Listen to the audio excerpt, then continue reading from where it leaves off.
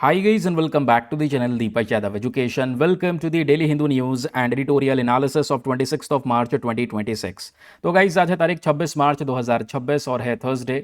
देखेंगे आज के द हिंदू कंप्लीट न्यूज़पेपर को एनालाइज करेंगे। बट लेक्चर में आगे बढ़ने से पहले अगर आपको इस लेक्चर का पीडीएफ चाहिए तो क्या करना है, सबसे पहले डाउनलोड करना है टेलीग्राम, देन उसके बाद जाके सर्च बॉक्स में टाइप करना दीपक यादव एजुकेशन यूपीएससी। आपको ये टेलीग्राम चैनल मिल जाएगा, यहाँ से आप डेली बेसिस पे इन लेक्चर के पीडीएफ डॉक्यूमेंट्स को डाउनलोड कर पाओगे। और दोस्तों यहाँ पर ये जो टेलीग्राम चैनल है इस पर 77,000 से ज़्यादा लोग जुड़ चुके हैं। ज़रूर से जाकर यहाँ पर उस चैनल को एक बार विजिट कर लेना। जो मॉर्निंग के करंट अफेयर का वीडियो का पीडीएफ है वो भी आपको उसी चैनल पर मिल जाएगा। नाउ हमेशा की तरह हम लोग अपने लेक्चर को एक मैप के क्वेश्चन के साथ स्टार्ट करेंगे। तो आज आप सभी को मैप में जाकर देखना है इराक को कहाँ पर है एग्जैक्टली लोकेटेड। इसको अच्छे से मैप में देखना है, देन उसके बाद आकर नीचे कमेंट सेक्शन में टाइप करना है, जिससे कि आप लोग इसको लंबे समय तक याद रख पाओगे। तो चलिए फिर शुभारंभ करते हैं बिना कोई देरी करे। लेकिन आज के डिस्कशन में काफ़ी कुछ है आज हमारे न्यूज़पेपर में जिसको कवर करना है। फॉर एग्जांपल आपने फ्रंट पेज पे देखा होगा, हम लोग सबसे पहले बात करने वाले हैं क्लीन एनर्जी एम्बिशन के बारे में। देन हमारे पास पे एक बहुत रेलिवेंट टॉपिक है जिसमें हम बात करेंगे इंडो तिब्बतन बॉर्डर पुलिस के बारे में। फोर्थ मिनिस्ट्रियल कॉन्फ्रेंस जो है वर्ल्ड ट्रेड ऑर्गेनाइजेशन का, इसके बारे में डिस्कशन हो रहा है। ये मीटिंग आज से शुरू होगी, इंडिया इसमें क्या रोल प्रेजेंट कर सकता है and what exactly is World Trade Organization, वो डिस्कशन होगा। चेन्नई का माइक्रो प्लास्टिक प्रॉब्लम लगातार बढ़ता चले जा रहा है। फिर एक टॉपिक टेक्स्ट एंड कॉन्टेक्स्ट में पब्लिश हुआ है, mineral water versus tap water, what is the exact difference between these two, ये हम लोग कवर करने वाले हैं। फिर बायो फार्मा शक्ति 2026 के बारे में बात करेंगे। ये कल का टॉपिक है, रह गया है, इंपॉर्टेंट है, लेकिन आपको पता है चाहे वो कल हो आज हो, कोई भी टॉपिक इंपॉर्टेंट है वो स्किप नहीं होगा सेशन में, आज नहीं तो कल आपको मिल जाएगा।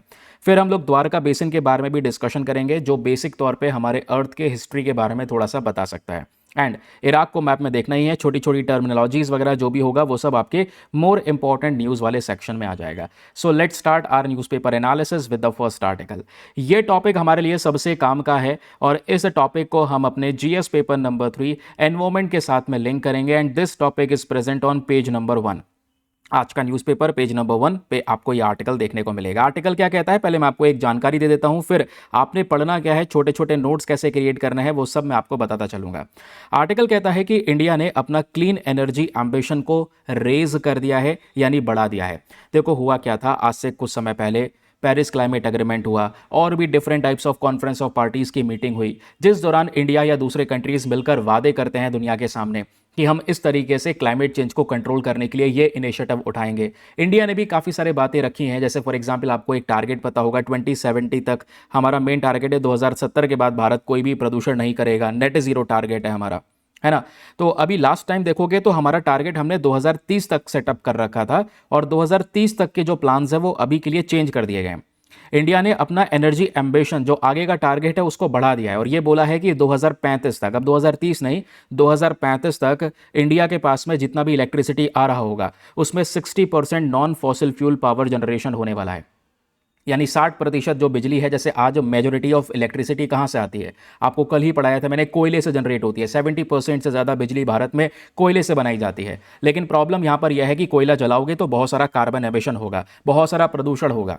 तो इसी वजह से हम लोग क्या किस पे फोकस कर रहे हैं, नॉन फॉसिल फ्यूल एनर्जी के ऊपर में फोकस कर रहे हैं, जहां पे कोई भी प्रदूषण ना हो। सोलर एनर्जी के ऊपर फोकस कर रहे हैं, विंड एनर्जी के ऊपर में कवरेज कर रहे हैं, न्यूक्लियर एनर्जी के ऊपर में थोड़ा सा फोकस किया जा रहा है, वो भी मैं आपको समझाऊंगा। तो इंडिया कह रहा है 2035 तक 60% नॉन फॉसिल फ्यूल पावर, ध्यान में रखना नॉन फॉसिल फ्यूल पावर की बात हो रही है, यह गोल होगा 2035 तक। तो भारत इतना यहां पर बिजली उत्पादन करेगा 60% from the non fossil fuel energy sources. ठीक है, ये हमारा एक मेन टारगेट है और इस टारगेट को डिनोट किया गया है under the national determined contribution, a very very important term. आप चाहो तो चेक करो, यूपीएससी ने एनडीसी के बारे में क्वेश्चंस आप लोगों से पूछ रखे हैं कि what is NDC, national determined contribution. याद रखिएगा, ये भारत के क्लाइमेट प्लेजेस का एक बहुत बड़ा हिस्सा है, जिसके थ्रू हम अपनी प्लानिंग दिखाते हैं कि हम क्या करने वाले हैं।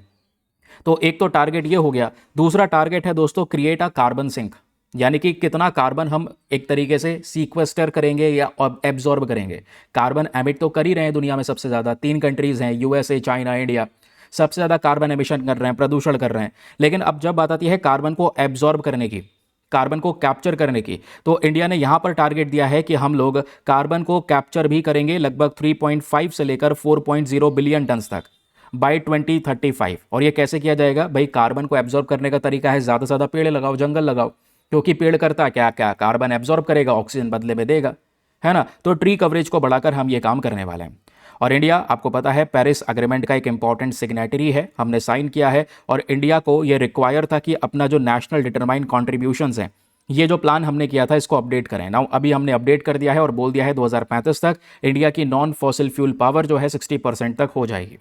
ओके, आई होप आपको यहाँ पर एक क्लैरिटी मिल चुकी है। इससे पहले हम लोगों ने और भी बहुत सारे वादे करे थे, याद होगा। अभी कॉन्फ्रेंस ऑफ पार्टी का जो 30th मीटिंग हुआ था वो कहाँ पे हुआ है? लास्ट ईयर नवंबर में, बेलम ब्राजील के अंदर में। ये लोकेशन इंपॉर्टेंट है, इनको याद रखिए, बहुत काम की चीज़ है ये।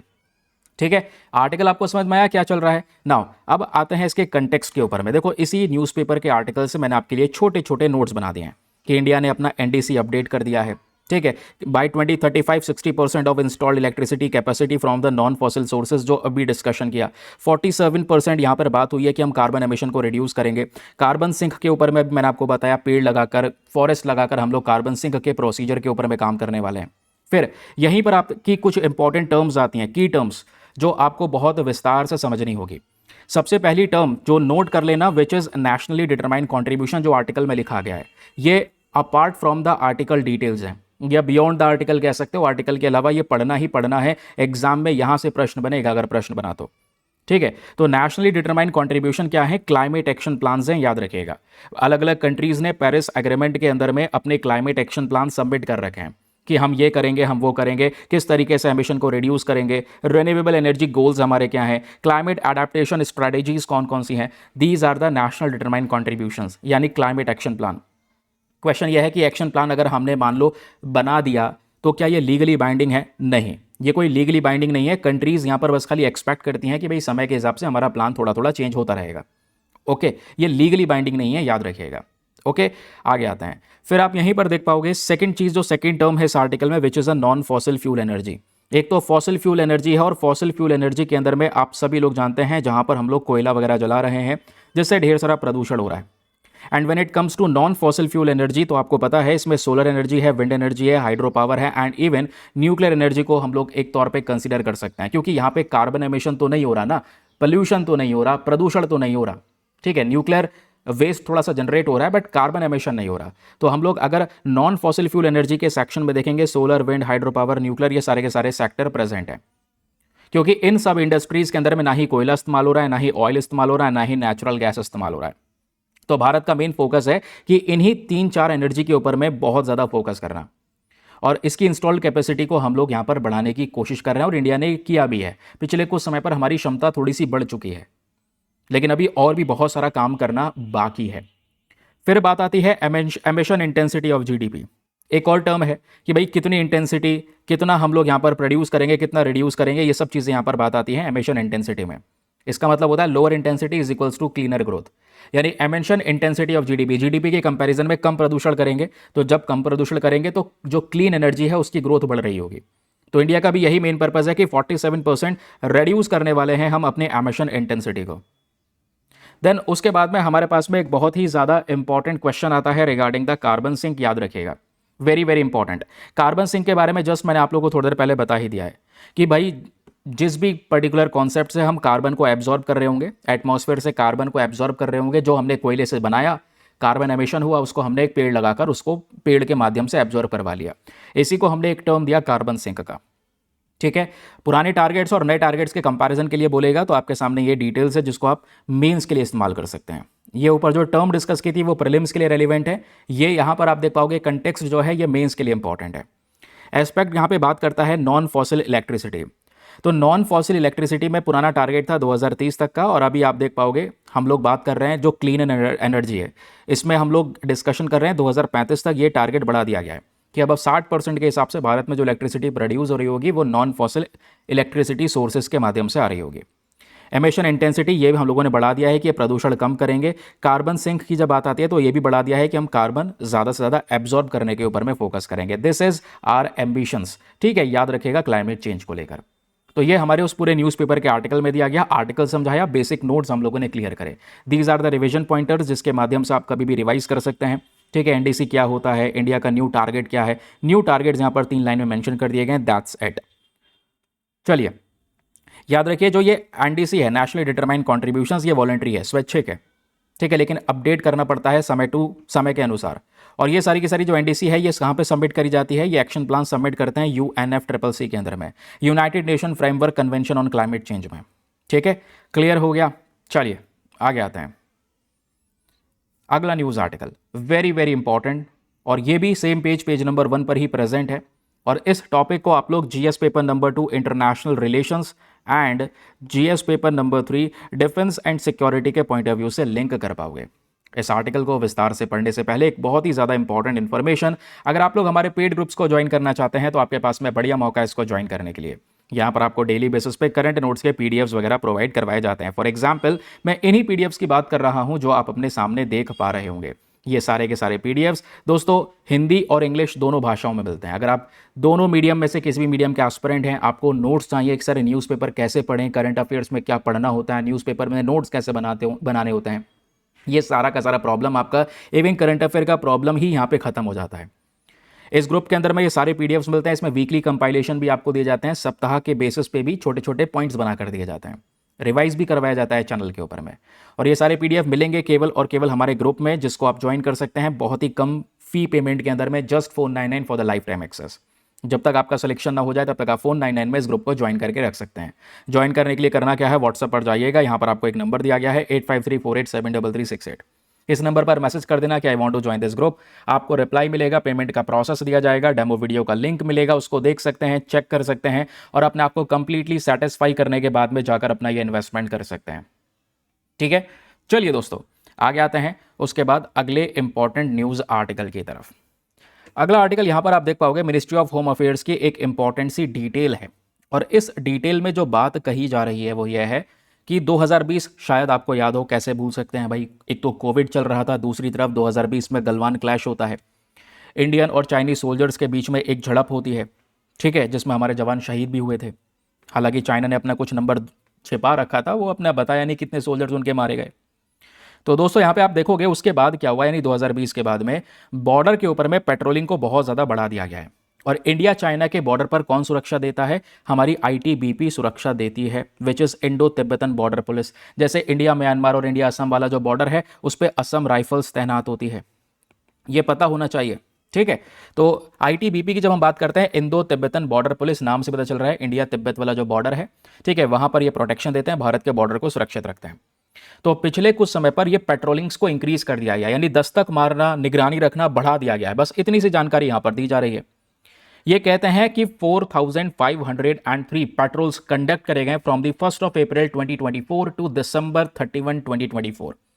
1 अप्रैल 2024 से 31 दिसंबर 2024 के बीच में 4,500 से ज्यादा बार यहां पे दस्तक मारा गया है, बॉर्डर पर मारा गया है आईटीबीपी के थ्रू। आईटीबीपी जो भारत चाइना के बॉर्डर को प्रोटेक्ट कर रहा है। क्यों? क्योंकि हम चाहते हैं भविष्य में ऐसा कुछ दोबारा से ना हो और अपने बॉर्डर्स को हम चाइना के कंपैरिजन में सिक्योर करके रखें। एक मैसिव बॉर्डर है तो इसके इसी तरीके से यहां पर हम लोग प्रोटेक्शन कर रहे हैं। ओके, क्लियर हुआ? अब सुनो दोस्तों, इसमें ना बाकी कुछ चीजें नहीं है, बस खाली यही information ministry of home affairs ने दे दिया कि हम लोग बॉर्डर को किस तरीके से आज के समय पर निगरानी बना के रख पा रहे हैं। लेकिन इस आर्टिकल को विस्तार से देखोगे तो आपके लिए एक अल्टीमेट चीज निकल कर आएगी और वो है आईटीबीपी। थोड़ा पढ़कर जाइए इंडो तिब्बतन बॉर्डर पुलिस के बारे में। अभी असम राइफल्स चर्चाओं में थे, वो मैंने आपको पढ़ाए थे। ठीक है, मोस्ट प्रोबेबली कल मॉर्निंग वाले वीडियो में आपको मैं असम राइफल्स के बारे में फिर से पढ़ाने वाला हूँ। ठीक है, कुछ टॉपिक्स हैं मेरे पास में जिस वजह से वो चर्चाओं में है ना। अभी फिलहाल हम आईटीबीपी की जब बात करेंगे तो आईटीबीपी है क्या दोस्तों? ये सीएपीएफ है। सीएपीएफ मतलब क्या होता है? Central armed police force. Central armed police force के अंदर में आपको ये 7 अलग अलग फोर्सेस देखने को मिलती हैं। सीएपीएफ में 7 सिक्योरिटी फोर्सेस आते हैं दोस्तों, जो ये सारी की सारी मिनिस्ट्री ऑफ होम अफेयर्स के अंडर में काम करती हैं। आइए फटाफट एक बार इसको देख लेते हैं जिससे आपको क्लैरिटी मिल जाएगी। इसमें सबसे पहले आता है असम राइफल। 1835 में ओरिजिन होता है। असम राइफल्स बेसिक तौर पे इनका मेन पर्पस क्या है? साइनो इंडिया वॉर 1962 में इन्होंने एक इंपॉर्टेंट रोल प्ले किया था। और आज भारत और नॉर्थ ईस्टर्न रीजन का जो ये बॉर्डर है, चाहे वो भारत और म्यांमार का बॉर्डर हो, थोड़ा सिक्योरिटी यहाँ पर चाइना वाला बॉर्डर हो गया। ठीक है, तो ये बेसिक तौर पे आप देख पाओगे यहाँ पे असम राइफल्स तैनात रहती है। फिर उसके बाद में सीएपीएफ में जो दूसरी फोर्स आती है वो है बीएसएफ, बॉर्डर सिक्योरिटी फोर्स। ठीक है, इनका मेन पर्पस है ओडिशा छत्तीसगढ़ वाले रीजन में एंटी नक्सल ऑपरेशन भी यहाँ पर ये लोग चलाते हैं, मेन ऑब्जेक्टिव वो है। और नॉर्थ ईस्टर्न रीजन में भी जो इंसर्जेंसी वगैरह है उससे डील करते हैं। बाकी पाकिस्तान और बांग्लादेश, ध्यान रखना बीएसएफ कहाँ पे तैनात होती है, आपने कई बार बांग्लादेश का बॉर्डर पड़ा है, बीएसएफ तैनात रहती है। तो पाकिस्तान और बांग्लादेश वाले लैंड बॉर्डर्स पर ये हमारी बॉर्डर सिक्योरिटी फोर्स तैनात रहती है। ये सीएपीएफ है। सीएपीएफ की तीसरी जो फोर्स है दोस्तों वो है आपकी CRPF, central reserve police force. आप देखोगे जो बेसिक तौर पे हमारा आईटीबीपी है, आईटीबीपी पहले सीआरपीएफ के अंडर में आता था, बाद में नए एक्ट के माध्यम से वो सीएपीएफ के अंदर में कवर किया गया। तो ये सेंट्रल रिजर्व पुलिस फोर्स है, याद रखिएगा दोस्तों। इनका भी मेन पर्पस क्या है, क्राउड कंट्रोल, कोई दंगे वगैरह हो रहे हैं उसको कंट्रोल करना, मिलिटेंसी को काउंटर करना, इंसर्जेंसी ऑपरेशन चलाना, ये सब यहाँ पर इनका मेन पर्पस है। फिर सीआरपीएफ के बाद में आप देख पाओगे सीएपीएफ में एक और फोर्स आती है, Indo Tibetan Border police force, जिसके बारे में डिस्कशन कर रहे हैं। इनको कहां पे तैनात करा गया है, बॉर्डर पर, इंडिया चाइना वाला बॉर्डर, ठीक है। स्पेशली काराकोरम पास जो लद्दाख में है, वहां से अरुणाचल प्रदेश तक जो जाचेप्ला पास है, इस पूरे के पूरे बॉर्डर पर 3488 किलोमीटर का जो ये पर्टिकुलर बॉर्डर है, इस पूरे बॉर्डर पर आईटीबीपी आज के समय पर तैनात है। फिर उसके बाद अगला जो सीएपीएफ है वो है National Security Guard, and then we have Sashastra Seema बल जो इंडो नेपाल वाले बॉर्डर और इंडो भूटान वाले बॉर्डर पर प्रोटेक्शन देते हैं, and then we have Central Industrial Security Force, ठीक है। इनका मेन पर्पस है जो मेजर गवर्नमेंट इंफ्रास्ट्रक्चर इंस्टॉलेशन है, न्यूक्लियर पावर प्लांट्स वगैरह, वहां पे स्पेशल प्रोटेक्शन देना। ओके तो थोड़ा सा यहाँ पर याद रखिएगा। वैसे तो ये जनरल बातें हैं, ये आपको पता ही होगा सीएपीएफ के बारे में, बट इसमें सीएपीएफ के अंदर वाली जो यहाँ पर एक बॉडी है, एक फोर्स आईटीबीपी, ये बहुत ज़्यादा चर्चाओं में है। तो आईटीबीपी के बारे में सेपरेटली आपको पता होना चाहिए। रीज़न आपके सामने पता है कि भाई आज न्यूज़पेपर में आर्टिकल छपा हुआ है, इसलिए मैं आपको पढ़ा रहा हूँ। तो ये कौन से बॉर्डर को यहाँ पर आज के समय पर प्रोटेक्ट करते हैं, and even though important passes को याद रखिएगा। अरुणाचल प्रदेश में है जाचेप्ला, लद्दाख में है काराकोरम पास। तो उस लद्दाख वाले रीजन से अरुणाचल प्रदेश वाले रीजन तक ये पूरे के पूरे बॉर्डर को सिक्योर करते हैं। एक लंबा चौड़ा बॉर्डर है, बहुत हाइट है, यहाँ पर पहाड़ी इलाका है, तो 9000 से 18,750 फीट की ऊंचाई पर यह बॉर्डर पुलिस फोर्स यहाँ पर काम कर रहे हैं, रिस्पेक्ट है। अब यहां पर देखोगे एक one of the highest altitude माना जाता है कि इतनी सबसे ऊंचाई दुनिया में जहां पर एक पर्टिकुलर फोर्स तैनात है जो लगातार हमारे बॉर्डर की सुरक्षा कर रहे हैं, ठीक है। फिर क्वेश्चन आता है बैकग्राउंड एंड फॉर्मेशन के बारे में। देखो हुआ क्या, ये जो आईटीबीपी है ये बनाया गया था 1962 में, जब ये इंडिया चाइना वॉर होता है 1962 में। उसके बाद स्टार्टिंग में ये सीआरपीएफ के अंडर में आता था, जैसे मैंने आप लोगों को बताया। बाद में इसको आईटीबीपी एक्ट के माध्यम से एक नया दर्जा दिया, इसको सीएपीएफ के अंदर में इसको कंप्लीट सीएपीएफ डिक्लेयर कर दिया गया कि ये भाई ये सेंट्रल आर्म्ड पुलिस फोर्स है अब, ठीक है। अब फीचर्स मैं आपको बता चुका हूं, बहुत ऊंची हाइट पर यहाँ पे ये तैनात हैं। मोटो की बात करेंगे तो इनका मोटो है शौर्य, उसके अलावा दृढ़ता, कर्म, निष्ठा, ये इनका मेन मोटो है। Valour, determination, devotion to duty. और इसको हेड कौन करता है, तो एक डायरेक्टर जनरल होते हैं डीजी, जो यहाँ पर हेड करते हैं आईटीबीपी को। आईटीबीपी का मेन हेडक्वार्टर कहाँ पर है, न्यू दिल्ली के अंदर में मेजर हेडक्वार्टर प्रेजेंट है। वैसे ये सारी की सारी फोर्सेस आती है मिनिस्ट्री ऑफ होम अफेयर्स के अंदर में, गृह मंत्रालय के अंडर में। ये रहे छोटे छोटे रिविजन पॉइंटर्स, कभी भी आपको रिवाइज करना हो बहुत ईजिली आप रिवाइज कर सकते हैं यहाँ से सभी पॉइंट्स को। चलिए दोस्तों, अगला न्यूज़ आर्टिकल आता है हमारा, जस्ट नीचे स्पेस छूट रहा था इस वजह से यहाँ पर कार्टून को लगा दिया, लेकिन कोई बात नहीं। अब यहाँ पर सुनो अगला टॉपिक।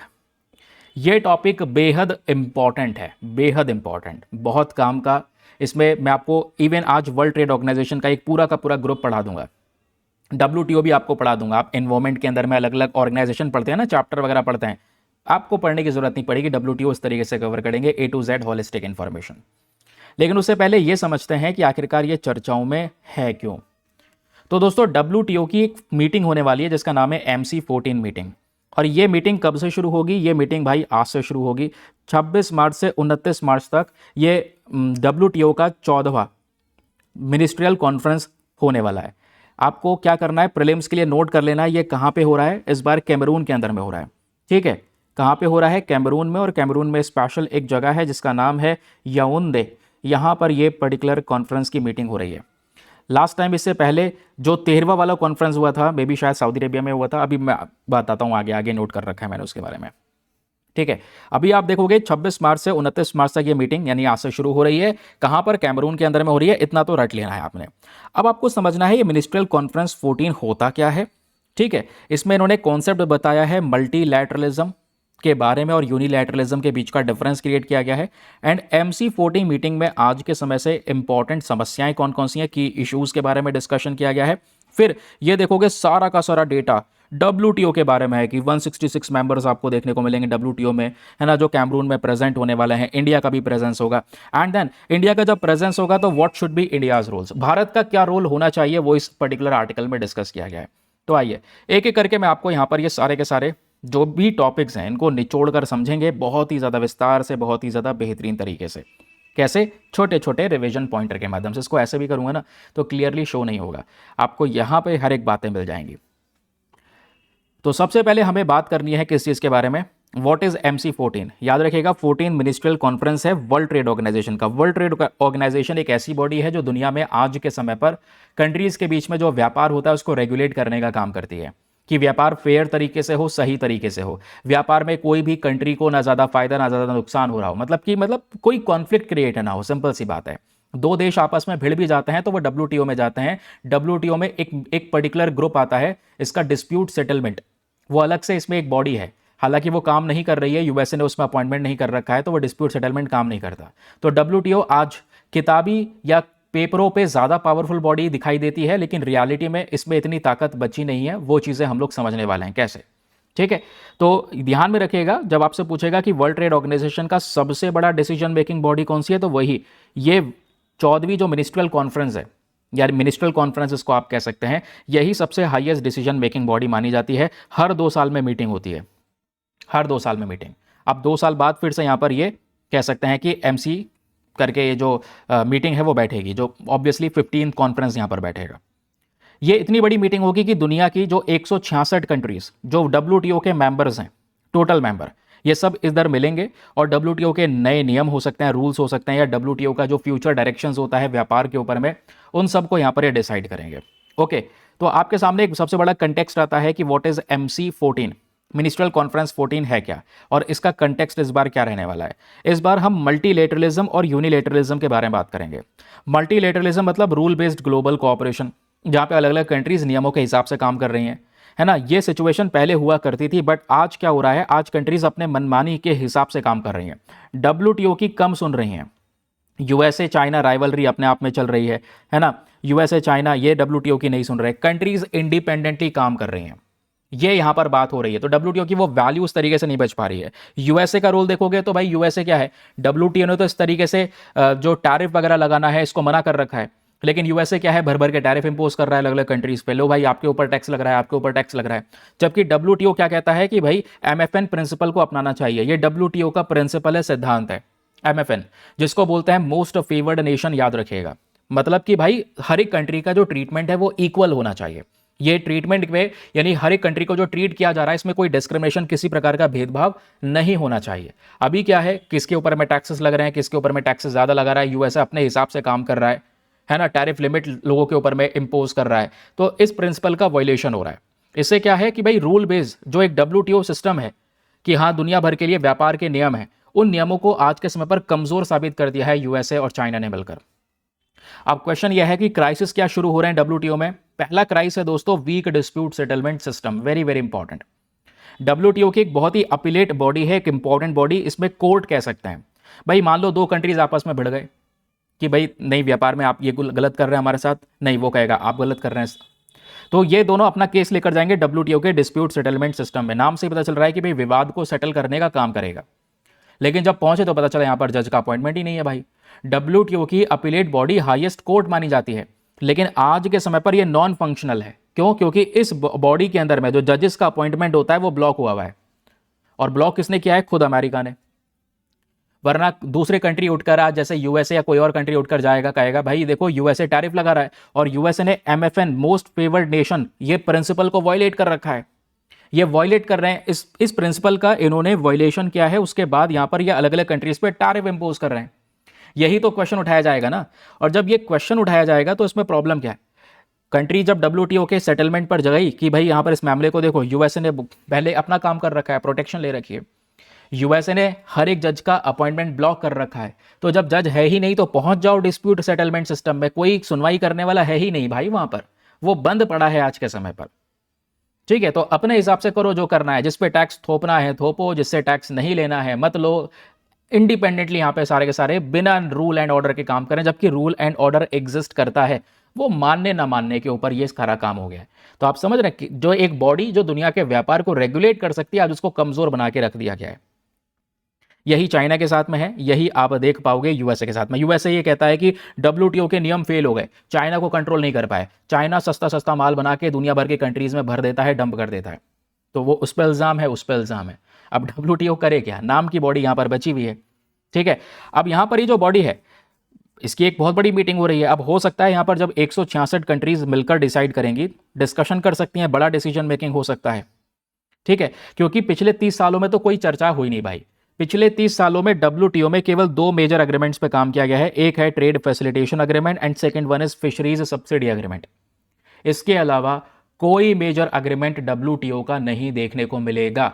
तो कंट्रीज जितनी भी आज के समय पर है वो हमारे लिए क्या प्रेफर करती हैं, एफटीए को प्रेफर करती हैं। क्योंकि बहुत सारी कंट्री कह रही हैं भाई अपने हिसाब से ही अलग अलग देशों के साथ में फ्री ट्रेड एग्रीमेंट कर लेते हैं।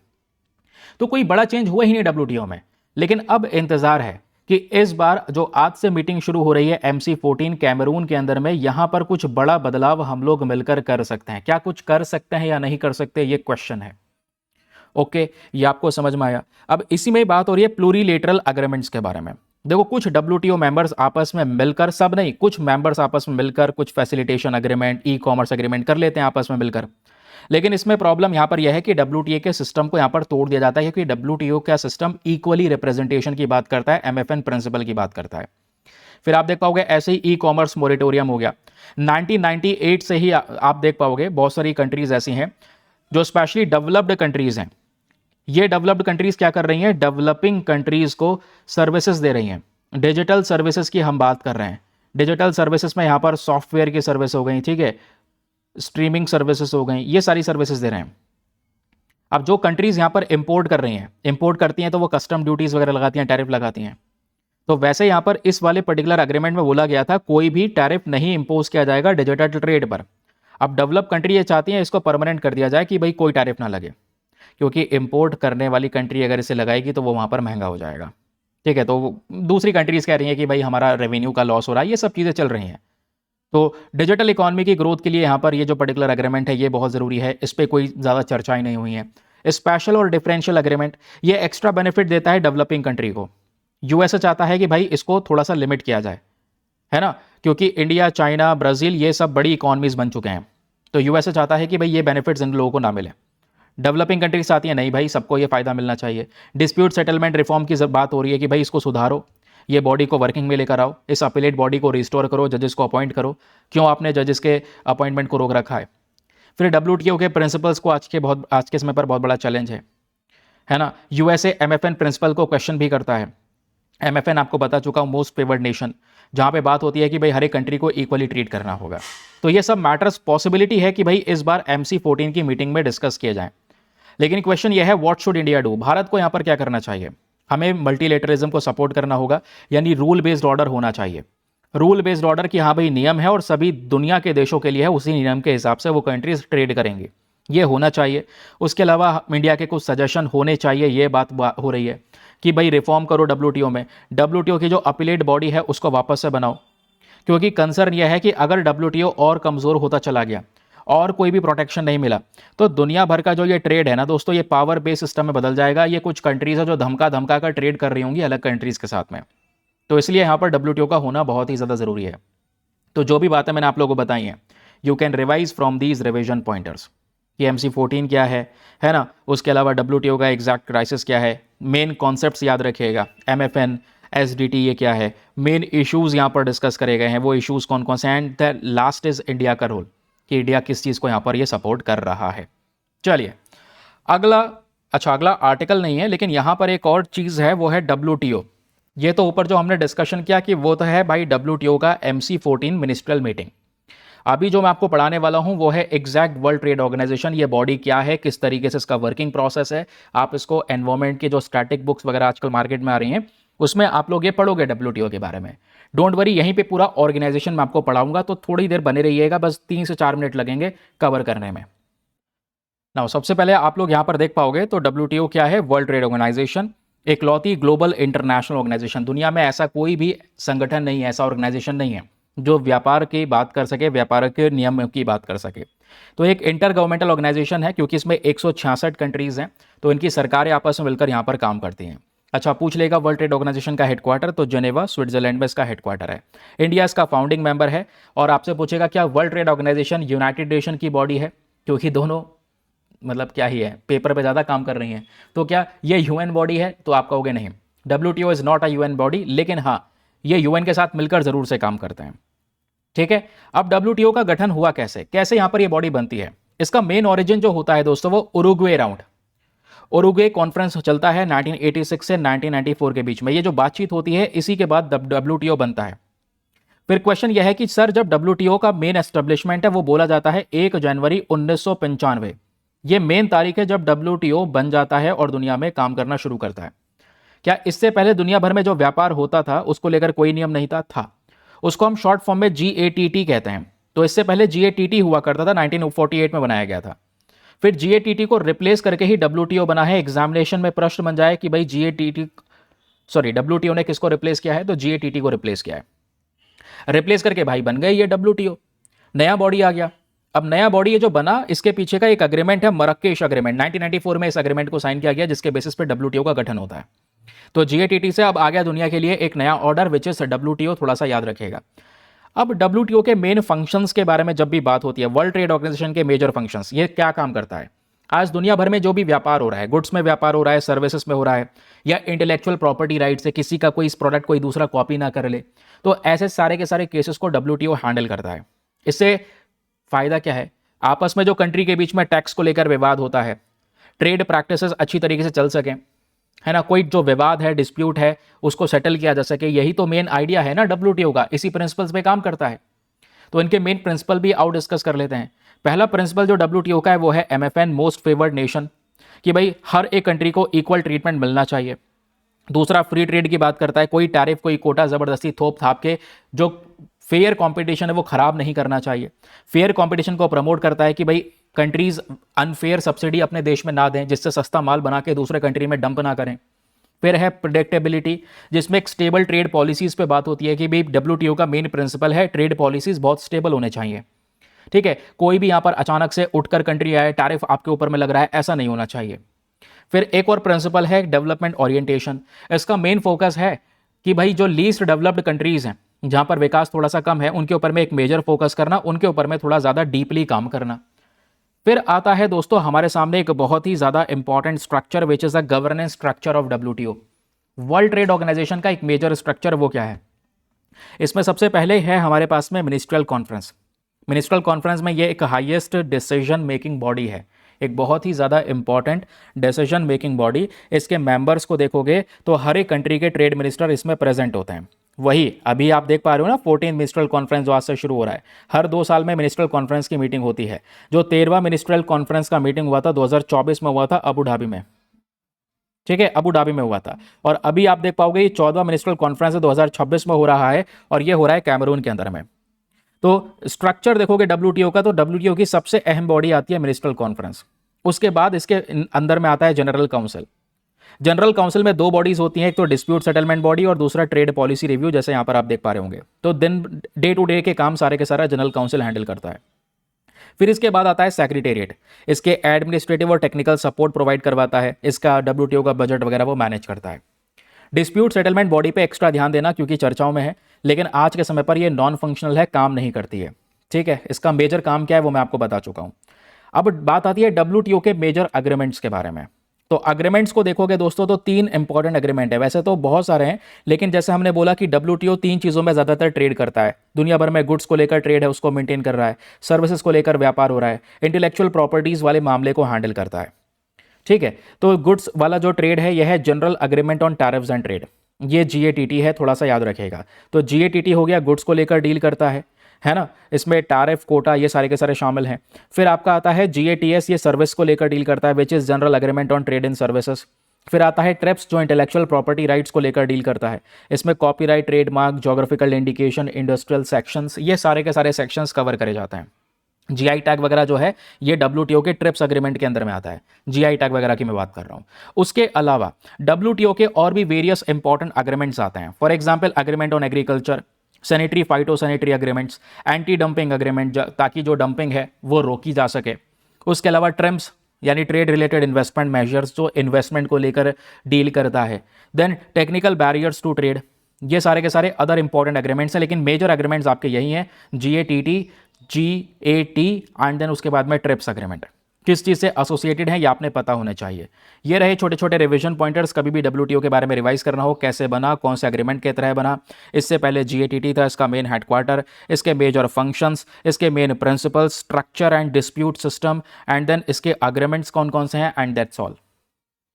चलिए दोस्तों, अगला न्यूज़ आर्टिकल आपके सामने यहाँ पर ये प्रेजेंट है। Very very important, this article mentions about microplastic. अब ये माइक्रोप्लास्टिक को लेकर यूपीएससी ने क्वेश्चन पूछा हुआ है, पिछले साल 2025 में भी प्रेजेंट था, है ना। ये माइक्रोप्लास्टिक किस किस चीज़ में प्रेजेंट है, ये सब क्वेश्चन ऐसे पूछते रहता है। अभी के लिए यहाँ पर ये आर्टिकल क्या है और किस चीज़ पे विस्तार से फोकस कर रहा है ये समझना होगा। Why is Chennai's microplastic problem bigger than it looks. हुआ क्या, चेन्नई के अंदर में माइक्रोप्लास्टिक का ढेर बढ़ता चले जा रहा है। एक स्टडी हुई है by the researchers at VO Chidambaram College at Thoothukudi, इन्होंने यहाँ पर ये स्टडी को किया है। और उस स्टडी में यहाँ पर इन्होंने ये पाया कि 15 अलग अलग साइट्स हैं चेन्नई के अंदर में, चेन्नई के कोस्टल रीजन में, समुद्र किनारे, वहाँ पर ये फाइंडिंग्स मिलती हैं कि जो फाइबर्स हैं, छोटे छोटे माइक्रोप्लास्टिक, ये डोमिनेट कर रहे हैं। कुछ प्लास्टिक्स तो ऐसे हैं जिनका साइज यहाँ पर 1000 माइक्रोमीटर से छोटा है। और वैसे आपको पता होगा माइक्रोप्लास्टिक्स वो हैं जिनका साइज 5 mm से छोटा होता है, वो यहाँ पर सारे के सारे माइक्रोप्लास्टिक की तरह कंसिडर करे जाते हैं। तो अब ये समझना होगा कि भाई माइक्रोप्लास्टिक प्रेजेंट है कहाँ पर, चेन्नई में बहुत सारे कोस्टल एरियाज में कम मात्रा में प्रेजेंट है, लो मात्रा में। लेकिन लो मात्रा मतलब ये नहीं है कि रिस्क कम है, लोएस्ट लेवल पर भी माइक्रोप्लास्टिक होना मतलब कि रिस्क बहुत ज़्यादा है, क्योंकि इसमें बहुत सारी टॉक्सिसिटी पाई जाती है। एंड कौन कौन से माइक्रोप्लास्टिक्स यहाँ पर पाए गए हैं वो बताया गया है। फाइबर शेप माइक्रोप्लास्टिक्स के बारे में थोड़ा डिस्कशन हुआ है। एंड देन उसके बाद में how do human activities contribute, human activities किस तरीके से माइक्रोप्लास्टिक के अंदर में कंट्रीब्यूट कर रही है, इंसान के जरिए कैसे माइक्रोप्लास्टिक बढ़ता चले जा रहा है, और अगर सही तरीके से सही टाइम पर एक्शन नहीं लिया गया तो यहाँ पर बहुत देरी हो जाएगी। ये माइक्रोप्लास्टिक इंसानों के शरीरों में मिलना शुरू हो चुका है और कुछ समय बाद ये इंसानों के बॉडी में डोमिनेट करना शुरू कर देगा। ये बातें इस आर्टिकल में बोली गई हैं, ठीक है। अब चलिए एक एक करके मैं आपको समझाता हूं कि इसमें क्या क्या एस्पेक्ट्स हैं जिसको आपने समझना होगा। सबसे पहले question is what is the news about, ये न्यूज़ किस चीज़ को लेकर है। एक स्टडी होती है VO चिदम्बरम कॉलेज तूतुकुड़ी की, ये हाईलाइट करते हैं, ये बताते हैं कि जो माइक्रोप्लास्टिक पोल्यूशन है चेन्नई के बीच पर, ठीक है, समुद्र किनारे, वहां पे बहुत सारा माइक्रोप्लास्टिक मिल रहा है। हालांकि माइक्रोप्लास्टिक एक लो क्वांटिटी में प्रेजेंट है, लेकिन फिर भी एक बहुत ही serious long term environmental risk है। क्यों? क्योंकि इस माइक्रोप्लास्टिक के अंदर में बहुत सारी जो टॉक्सिक एलिमेंट्स हैं वो हमको देखने को मिलते हैं, ये है बहुत जहरीला। अब यहाँ पे आपसे एक डेफिनेशन पूछी जा सकती है कि वाटर माइक्रोप्लास्टिक्स होते क्या हैं। तो ये छोटे छोटे प्लास्टिक पार्टिकल्स हैं जिनका साइज 5 mm से कम होता है। ये इसकी डेफिनेशन हो गई कि 5 mm से कम साइज का प्लास्टिक आर माइक्रोप्लास्टिक्स, ठीक है। इस स्टडी में आप देख पाओगे जो ये माइक्रोप्लास्टिक्स हैं ये ज़्यादातर नाइलॉन फाइबर्स हैं।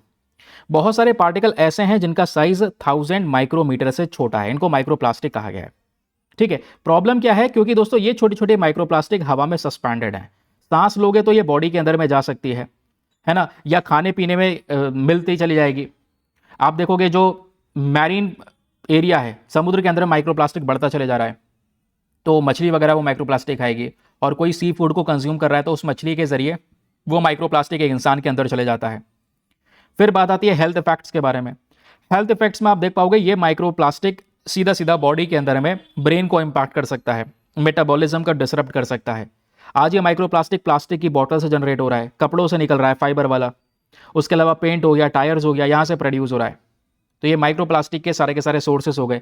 क्योंकि अभी हम चेन्नई के बारे में बात कर रहे हैं, तो चेन्नई में जो बीच वाला एरिया है, लोग जाते हैं टूरिज्म के पर्पज से, यहाँ पर घूमने के लिए जाते हैं, ठीक है, फिशिंग करते हैं, तो जो फिशिंग नेट वगैरह होता है उसमें से माइक्रोप्लास्टिक टूट टूट कर निकलता है।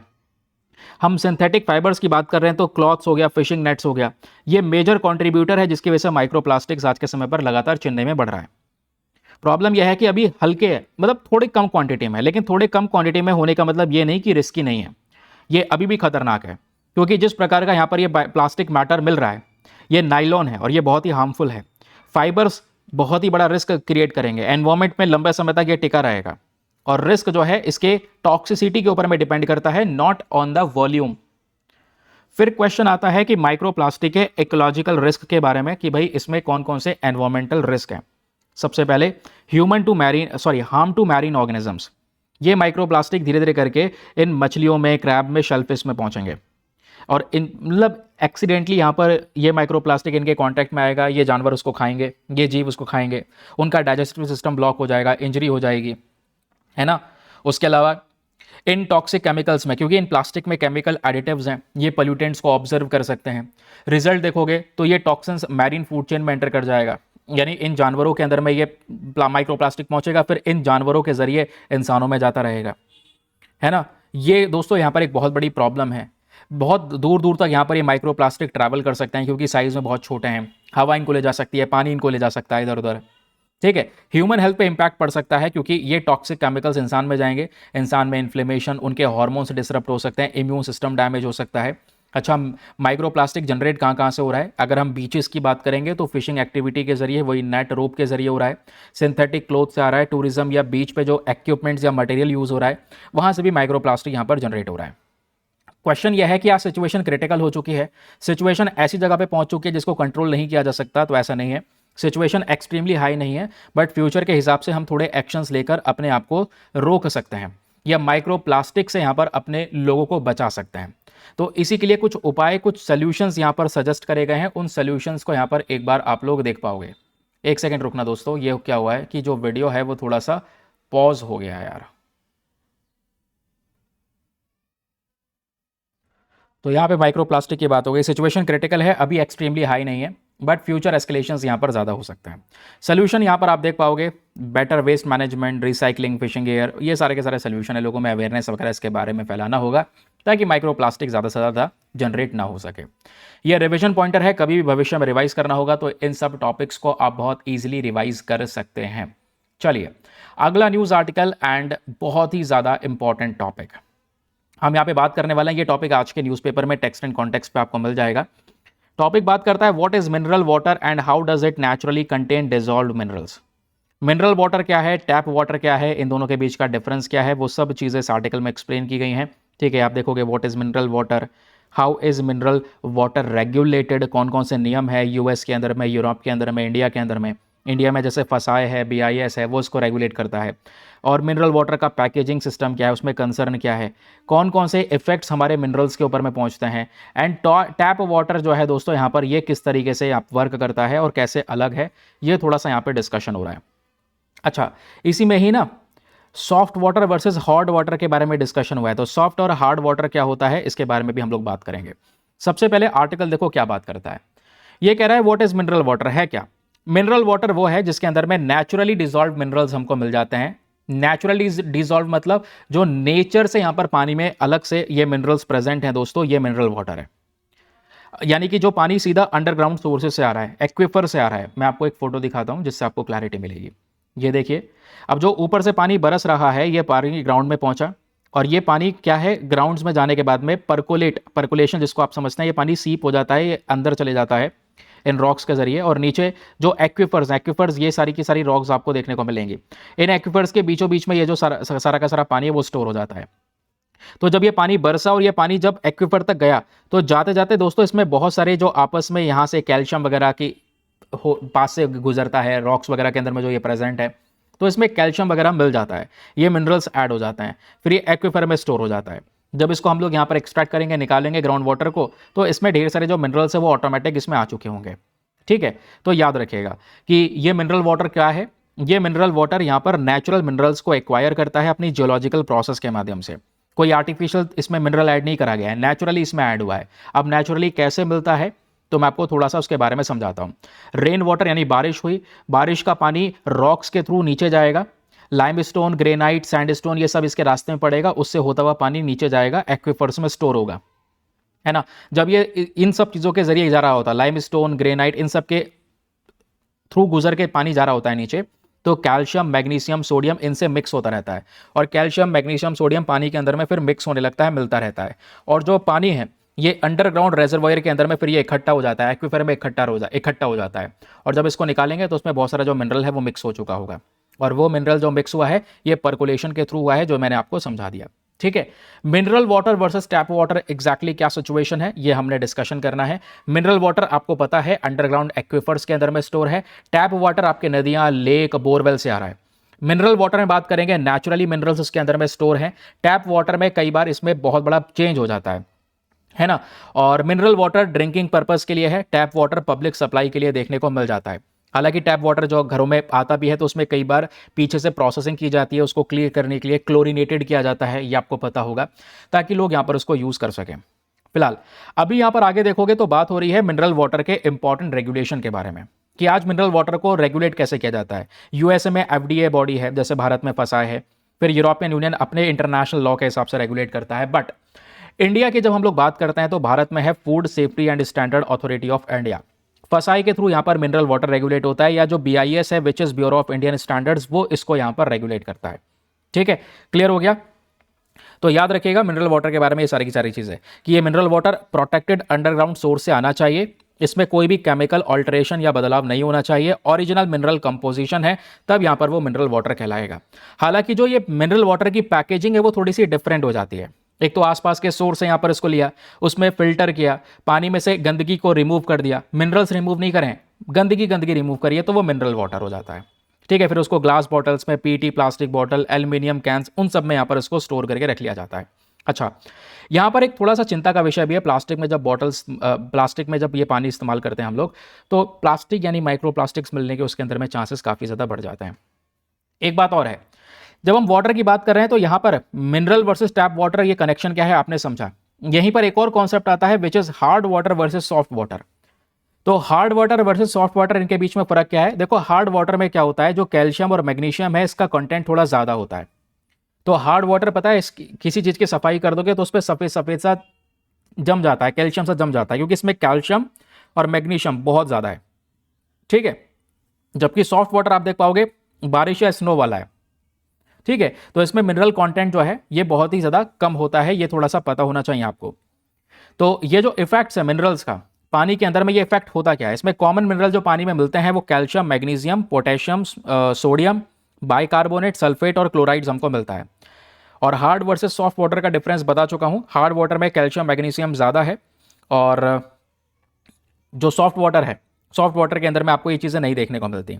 ठीक है, अब क्वेश्चन यहाँ पर यह है कि हेल्थ इफेक्ट्स क्या हैं।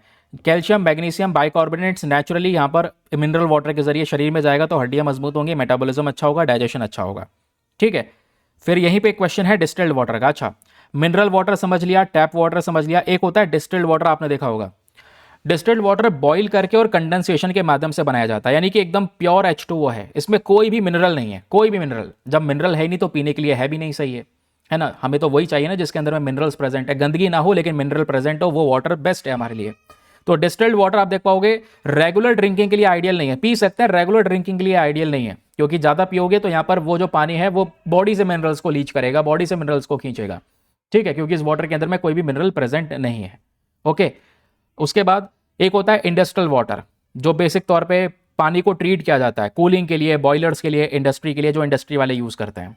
ठीक है, अब क्वेश्चन ये है कि सर ठीक है मिनरल वाटर समझा, बाकी सब कुछ समझा, टैप वाटर के बारे में थोड़ा बताओ। टैप वाटर आप देखोगे तो नदियों के जरिए, ग्राउंड वाटर के जरिए आता है, लेकिन इसमें कुछ ट्रीटमेंट किया जाता है, फिल्टर किया जाता है या क्लोरीनेशन के माध्यम से, यानी कि पानी को डिसइंफेक्ट किया जाता है। ठीक है, डिसइंफेक्ट किया, फिल्ट्रेशन किया, जिसके माध्यम से जो ये टैप वाटर है ये बनाया जाता है। और टैप वाटर की क्वालिटी हर एक जगह के हिसाब से वेरी करती है, कई जगह पर अच्छे क्वालिटी का टैप वाटर मिलेगा, कई जगह पर उतने बेटर क्वालिटी का टैप वाटर नहीं मिल पाएगा। ठीक है, तो रीजन वेरिएशन हमको मिलता है। जैसे भारत में आपसे पूछ सकता है हार्ड वाटर और सॉफ्ट वाटर के बारे में, क्योंकि एक अच्छा कॉन्सेप्ट यहाँ पर मिला है। हार्ड वाटर एरियाज की बात करेंगे तो राजस्थान, गुजरात, दिल्ली, एनसीआर में हार्ड वाटर मिलेगा। सॉफ्ट वाटर की बात करेंगे तो हिमालयन रिवर्स हो गया, केरला हो गया, यहाँ पर सॉफ्ट वाटर प्रेजेंट है। ओके, ये छोटे छोटे रिवीजन पॉइंटर्स हो गए, कभी भी आप रिवाइज कर सकते हैं इसके बारे में। डिस्टिल्ड वाटर क्या है, रेगुलेशन इसका कैसे होता है, tap water sources and the more important concepts, and that's it. अब आते हैं कुछ इंपॉर्टेंट प्रैक्टिस क्वेश्चंस की तरफ। तो फटाफट दोस्तों यहाँ पर इन क्वेश्चन को सॉल्व करना। नीचे कमेंट सेक्शन में मुझे आप सभी लोगों के आंसर चाहिए। आप लोग कम पार्टिसिपेट कर रहे हैं, प्लीज़ रिक्वेस्ट है सभी लोग ज़रूर से पार्टिसिपेट करें इन क्वेश्चंस के अंदर में। क्वेश्चन नंबर 1 यहाँ पर आपके सामने प्रेजेंट है। ये सब कुछ जो हमने पढ़ा है न्यूज़पेपर का आर्टिकल्स, उन्हीं सबसे रिलेटेड ये सारी की सारी इन्फॉर्मेशन आपको यहाँ पे प्रेजेंट की गई है। क्वेश्चन नंबर 1 कहता है 3 स्टेटमेंट है, बताएं तीनों में से कौन सा स्टेटमेंट सही है। फर्स्ट वन इज जो एमिशन इंटेंसिटी रिडक्शन है, एमिशन इंटेंसिटी रिडक्शन इसका मतलब होता है कंप्लीट तरीके से टोटल एमिशन को खत्म कर देना। दूसरा कहता है न्यूक्लियर एनर्जी जो है इसमें न्यूक्लियर एनर्जी के अंदर में नॉन फॉसिल फ्यूल सोर्सेस को यहां पर हम लोग इंक्लूड करते हैं, सॉरी न्यूक्लियर एनर्जी जो है नॉन फॉसिल फ्यूल सोर्सेस के अंदर में गिना जाता है। थर्ड स्टेटमेंट कहता है जो कार्बन सिंक का टारगेट है इसको मेनली यहां पर अचीव किया जाता है इंडस्ट्रियल कार्बन कैप्चर टेक्नोलॉजी से। भाई इंडस्ट्री में जो कार्बन कैप्चर टेक्नोलॉजी केवल उसी से ही कार्बन को एब्जॉर्ब कर सकते हैं और कोई मेथड नहीं है। तो बताएं दोनों में से कौन कौन सा स्टेटमेंट सही है, तीनों में से। Option A 1 only, B 2 only, C 2 and 3 only, या फिर डी तीनों के तीनों स्टेटमेंट सही हैं। फिर अगला क्वेश्चन दोस्तों हमारे सामने देखने को मिलता है, बहुत ही ज्यादा इंटरेस्टिंग है। क्वेश्चन ये कहता है with reference to Indo Tibetan Border Police consider the following statements. दो स्टेटमेंट आपको दिए गए हैं इंडो तिब्बतन बॉर्डर पुलिस को लेकर, बताना है दोनों में से कौन कौन सा स्टेटमेंट सही है। पहला, ये जो पर्टिकुलर कॉन्सेप्ट है इंडो तिब्बतन बॉर्डर पुलिस का, ये लाया गया है अंडर द सीआरपीएफ एक्ट। शुरुआत में सीआरपीएफ एक्ट के अंदर में आता था। दूसरा कहता है कि आज ये भारत और म्यांमार के बॉर्डर को प्रोटेक्ट करती है इंडो तिब्बतन बॉर्डर पुलिस। तो बताएं कौन सा स्टेटमेंट सही है। Option A 1 only, B 2 only, C दोनों सही है, या फिर डी दोनों के दोनों स्टेटमेंट्स गलत हैं। अगला क्वेश्चन आपके सामने प्रेजेंट है regarding the World Trade Organization, कि वर्ल्ड ट्रेड ऑर्गेनाइजेशन के रेफरेंस में आपके सामने दो स्टेटमेंट है, बताना है दोनों में से कौन सा स्टेटमेंट सही है। पहला, यह कहता है कि जो अपीलेट बॉडी है वर्ल्ड ट्रेड ऑर्गेनाइजेशन की, डिस्प्यूट रेजोल्यूशन सिस्टम की हम बात करें तो जो अपीलेट बॉडी है डब्ल्यूटीओ की, is responsible for dispute settlement, विवाद को सेटल करने के लिए जानी जाती है और आज के समय पर फुल्ली फंक्शनल है। दूसरा मतलब पूरी तरह से बॉडी काम कर रही है।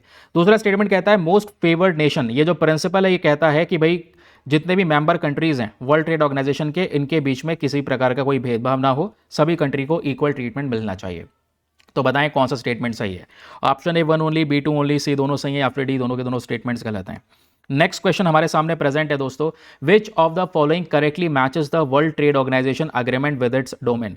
इनमें से देखोगे तो अलग अलग 4 अग्रीमेंट दिए गए हैं वर्ल्ड ट्रेड ऑर्गेनाइजेशन के और उनका पर्पस दिया गया है। तो बताना है इनमें से कौन सा अग्रीमेंट है जो बेसिक तौर पे अपने पर्पस से मैच हो रहा है। आंसर तो लिखा हुआ है ना, तो क्या दिक्कत है, छोड़ो, ऑप्शन नंबर सी यहाँ पर सही है ना, कि जीएटीटी गुड्स में ट्रेड करता है। बाकी आप देख पाओगे, हम लोगों ने ऊपर डिस्कशन किया है, छोड़ो। अगला क्वेश्चन आपके सामने प्रेजेंट है दोस्तों यहाँ पर माइक्रोप्लास्टिक्स को लेकर।